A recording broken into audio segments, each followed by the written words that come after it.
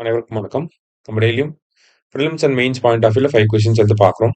இன்னைக்கு என்ன கொஸ்டின்ஸ் இருக்கு அப்படின்னு சொல்லி பார்ப்போம். First one, on which day the Tamil Nadu Chief Minister on Legislative Assembly announced that the term colony will be removed from state records அப்படின்னு சொல்லி கேட்டிருக்காங்க.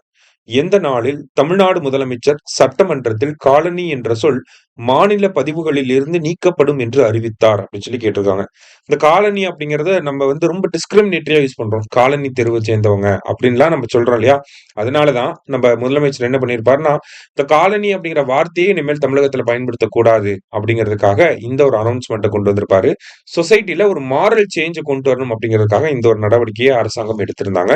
இந்த அனௌன்ஸ்மெண்ட் எப்போ வந்திருக்கும் அப்படின்னா, ஏப்ரல் 29, 2025 இந்த அனௌன்ஸ்மெண்ட்டை கொண்டு வந்திருப்பாங்க. சரியா? அடுத்தது, consider the following statements. The term சேரி was widely used in சங்கம் literature to denote people's habitations அப்படின்னு சொல்லி கொடுத்திருக்காங்க. சங்க இலக்கியங்களில் மக்களின் வாழ்விடங்களை குறிக்க சேரி என்ற சொல் பரவலாக பயன்படுத்தப்பட்டது. தொல்காப்பியம் says சேரி மொழி as the language of the common people. Tolkappiyam சேரி மொழி என்பதை பொதுமக்களின் மொழியாக கூறுகிறது அப்படின்னு சொல்லி கொடுத்திருக்காங்க. இது எல்லாமே இந்த அடுத்த கொஸ்டினும் உட்பட மூணுமே பாத்தீங்கன்னா ஹிந்து பேப்பர்ல இன்னைக்கு ஒரு எடிட்டோரியல் வந்துருந்துச்சு. அதை பத்தி தான் நம்ம பாக்குறோம். சரியா? இப்ப முன்னாடி எல்லாம் பாத்தீங்கன்னா இந்த சேரி அப்படிங்கிறது பொதுமக்கள் வாழக்கூடிய இடத்தை தான் சேரி அப்படின்னு சொல்லி சொல்லியிருக்காங்க. ஆனா இப்ப குறிப்பா ரூரல் தமிழ்நாட்டுல பாத்தீங்கன்னா இந்த சேரி அப்படிங்கறத எப்படி ப்ரொனவுன்ஸ் பண்றாங்க, யார சேரின்னு சொல்லி சேரியில இருந்து வந்திருக்காங்க அப்படின்னு சொல்லி சொல்றாங்கன்றது உங்களுக்கு நல்லாவே தெரியும் இல்லையா? சோ அந்த ஒரு மாரல் சேஞ்ச கொண்டு வரணுங்கிறதுக்காக தான் நம்ம சேரி, காலனி போன்ற வார்த்தைகள்லாம் பயன்படுத்தக்கூடாது நம்ம முதலமைச்சர் சொல்லியிருக்காரு. ஓகேவா? சோ ரெண்டுமே இங்க கரெக்ட் ஸ்டேட்மெண்ட் தான்.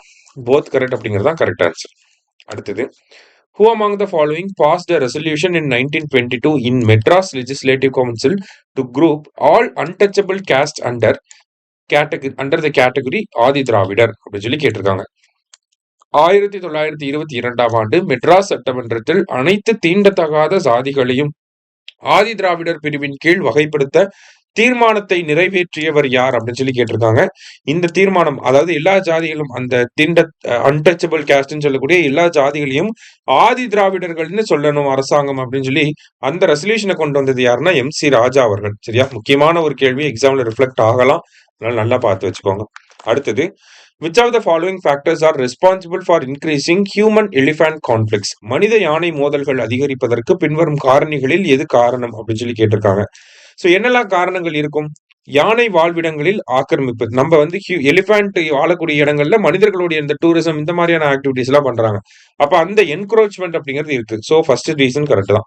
அடுத்து, deforestation for agriculture and development. அதாவது விவசாய நிலங்களை நம்ம அதிகப்படுத்தணும் அப்படிங்கிறதுக்காக காடுகளை அழிச்சிட்டு இருக்கோம். அதுவுமே ஒரு காரணம் தான். அடுத்ததா பாத்தீங்கன்னா, depletion of natural resources in forest அப்படின்னு சொல்லி கொடுத்திருக்காங்க.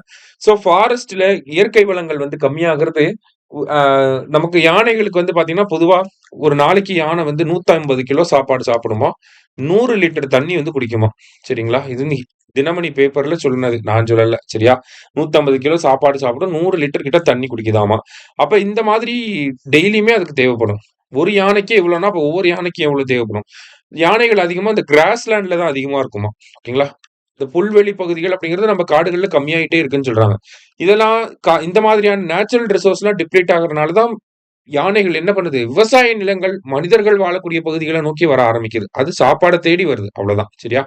சோ மூணுமே கரெக்ட் ஸ்டேட்மெண்ட் தான். ஆல் ஆர் கரெக்ட் அப்படிங்கிறது கரெக்ட் ஆன்சர். லாஸ்டா, India has become dash largest metro network in the world. India உலகின் எத்தனையாவது மிகப்பெரிய மெட்ரோ வலையமைப்பாக மாறி உள்ளது அப்படின்னு சொல்லி கேட்டிருக்காங்க.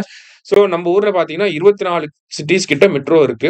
கிட்டத்தட்ட 1000 கிலோமீட்டர் மெட்ரோ நெட்வொர்க், அந்த railway line, metro railway line மட்டுமே இருக்கு. சரியா?